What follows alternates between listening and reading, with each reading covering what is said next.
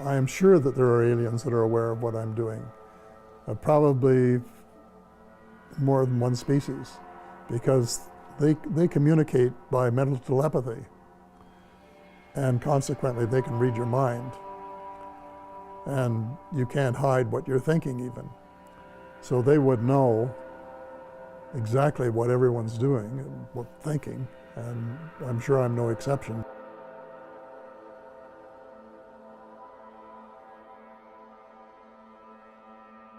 But just as children survive the idea of the tooth fairy and Santa Claus when they become adult, I think that tax-paying citizens are quite capable of accepting the new and broader reality that we live in a cosmos teeming with life of various sorts.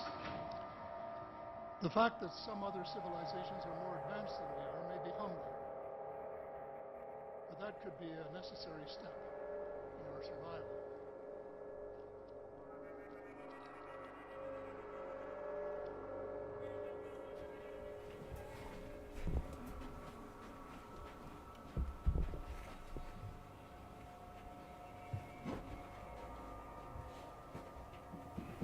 It's very heavy. When was that made? 40 or 50 years ago. Back when I was in my heyday. Sometime, I guess.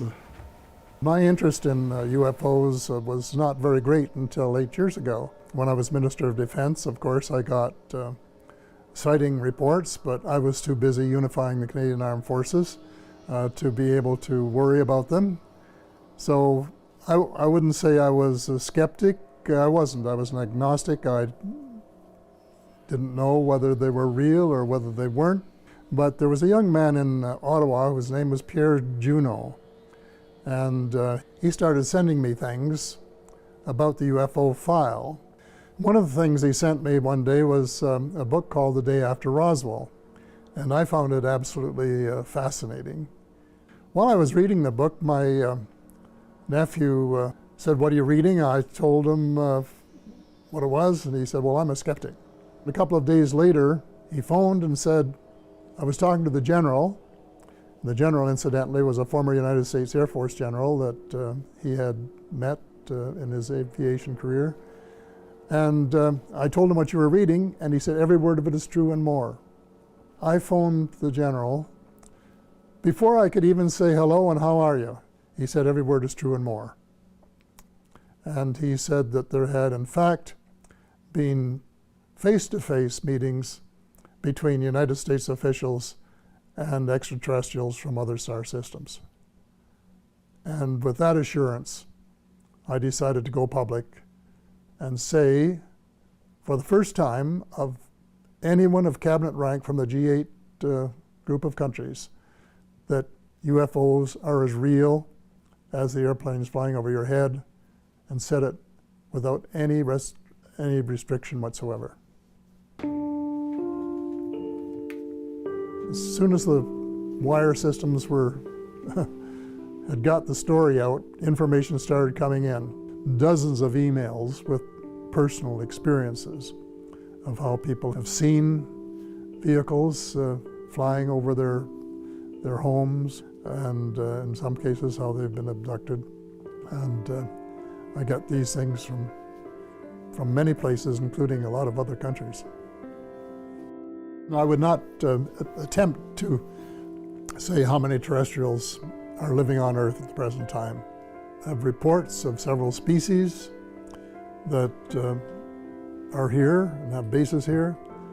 There's one species that looks something like a praying mantis. And then the short grays are the ones that you see in the cartoons. The tall grays look much different. They look more like humans.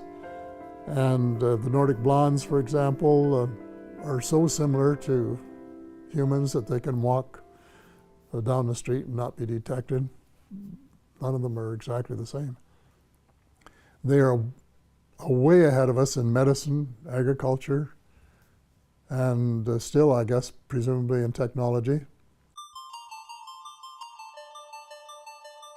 There's no question the U.S. government took this whole idea of advanced technology very seriously and started back engineering and spending a lot of money on it soon after the crashes at Roswell in 1947. They have a very interesting way of keeping things quiet, and that is everything is on a need to know.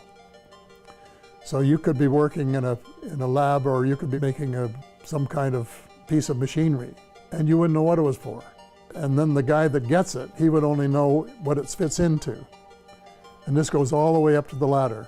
The rating was higher, the security rating was higher than for the H-bomb. So one of the top, and still is. That's the way it works. Which technologies are you certain that have been shared with us from extraterrestrials?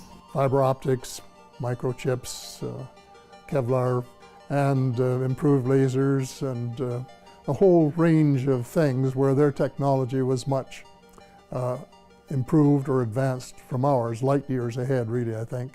Those were just the obvious ones that were fed into American industry, and more have been since.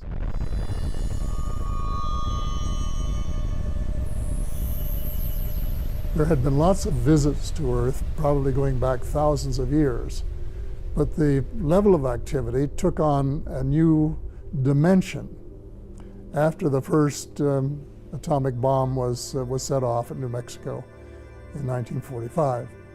And all of a sudden, the number of sightings increased. And my thesis is that because they know something we don't know, and that is every atomic bomb that is put off on Earth has an effect on other parts of the cosmos. They were concerned about it. And I used this idea that the children are playing with matches. They're afraid that we're going to blow up our planet so that it would be uninhabitable both for ourselves and for visits from them. And they didn't like that idea. So they came down in larger numbers and have been taking inventory of all the American bases, the Russian bases, Chinese bases, all of the bases, doing inventories, finding out exactly where they are, where the nuclear installations, the power installations are, and all that sort of thing. For what purpose exactly, I don't know, but so that they will have the information on tap if we should start doing anything silly, that they might in fact try to intervene. And I would say, I would hope. There are a couple of well-known cases. There was one in western United States where a UFO was looking at their intercontinental ballistic missiles and putting them out of action. And this was despite precautions and fail-safe devices that were designed to make sure that that never happened. So this, of course, was a matter of great concern to the United States Air Force, and they spent months and months investigating it and trying to figure out what they had to do to, if possible, to protect the invulnerability of their bases.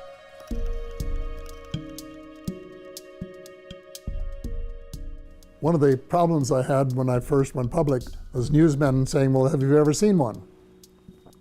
And I said, no. And then they said, well, then we can't really take you seriously. But my first actual sighting, I was at my place in Muskoka a couple of years ago for Thanksgiving. My wife Sandra said, going out to look for stars. And here was this very, very bright star right out over the bay. We both looked at it, and all of a sudden we saw it change location in the sky by 3 or 4 degrees in 3 or 4 seconds.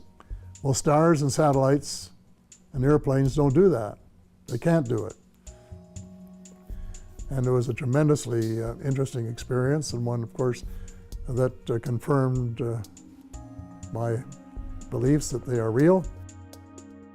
After I went public, my daughter, who lives in the old house here at Christmas time, saw one go by her window in the cross behind the boathouse. And the family were saying that they thought that the UFOs had come to get me.